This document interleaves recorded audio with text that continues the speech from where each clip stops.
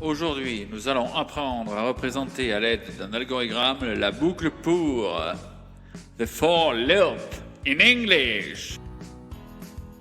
Reprenons ensemble les 3 étapes nécessaires à la représentation d'un programme. Une phrase permet de décrire ce que fait le programme, qui sera ensuite représenté à l'aide d'un algorithme ou algorithme avant d'être traduit en langage informatique, le C pour Arduino, dans notre cas. Détaillons ceci à l'aide d'un exemple.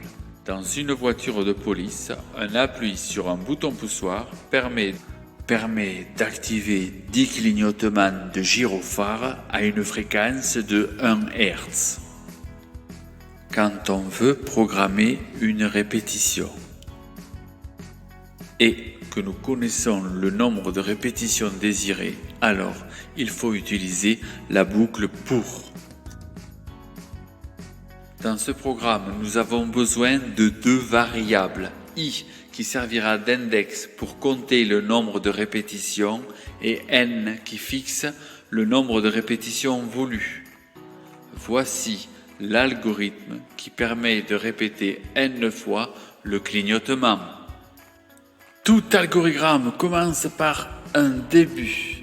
Commençons ensuite par initialiser les variables. N reçoit le nombre de clignotements désirés, i reçoit la valeur 1. Ensuite, nous testons i. Si i est inférieur à 10, alors on clignote. La variable i permet de compter le nombre de clignotements. Après chaque clignotement, il faudra incrémenter cette variable. Puis nous revenons tester i, jusqu'à ce que i devienne supérieur à n. Alors, le programme sera terminé. Nous retrouvons ici le programme Arduino correspondant. L'explication précise de ce programme sera l'objet d'une autre vidéo. Ici, je voulais vous montrer la différence entre 2 programmes réalisant le même travail. Un sans la boucle for et un avec la boucle for.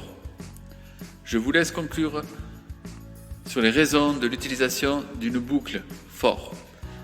Je vous dis à bientôt pour une prochaine vidéo.